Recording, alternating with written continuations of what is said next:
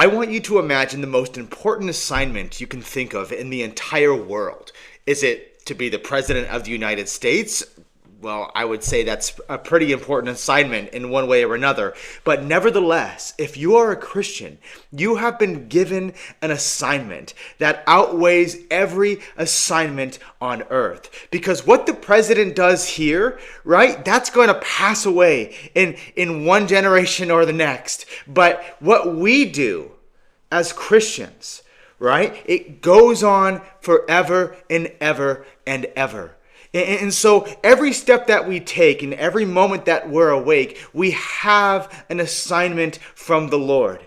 And every moment that we are engaged in that assignment, it has very real and eternal consequences. Now, I want to talk a little bit more about this assignment in Mark chapter 13. In verse 31, Jesus says, "Heaven and earth shall pass away, but my words shall not pass away." Now, the maker of heaven and earth, right, says himself that the earth and the heavens are going to pass away, but his words are never going to pass away. And then this one whose words are never going to pass away gives you an assignment. He says, "Watch, therefore, for you do not know when the master of the house is coming, at evening or at midnight or at the crowing of the rooster or in the morning."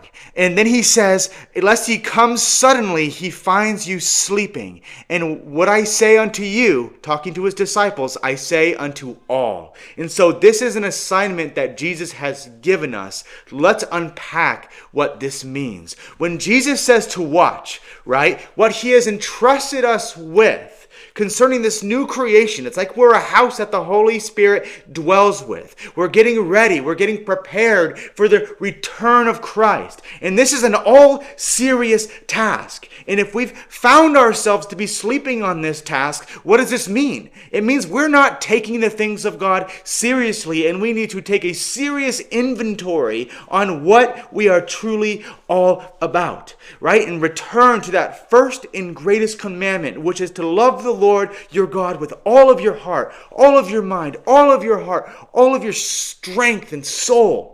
Right? You think about that is everything that we are, but also remember what it says in Romans 8 chapter 6, to be carnally minded is death, but to be spiritually minded is life and peace. Jesus' yoke is easy and his burden is light. It says that when we take that upon us, we will find rest for our soul. Watch, wake up, and be about God's business, and you will be blessed.